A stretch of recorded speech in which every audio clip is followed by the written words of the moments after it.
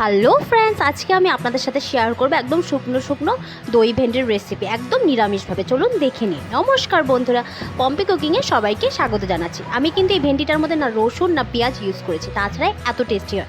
এখানে ভেন্ডিগুলোকে আমি কেটে নিয়েছি টুকরো টুকরো করে। একটা কড়াই গরম করতে বসিয়ে দিলাম, উনুনে তেল দিয়ে দিয়েছি। তেলটা গরম হয়ে এসে শুকনো লঙ্কা, অল্প কালো জিরা ফোড়ন দিয়ে দিলাম। তারপরে ভেন্ডিগুলো দিয়ে দিলাম, কেটে ধুয়ে নিয়েছিলাম।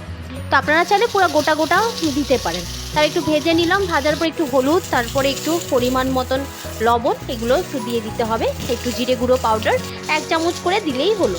তো দিয়ে এটাকে প্রথমে একটু মিক্সড করে নিতে হবে ভালো মতন করে। আর চ্যানেলের রেসিপিগুলো ভালো লেগে থাকলে লাইক শেয়ার সাবস্ক্রাইব করতে ভুলবেন না।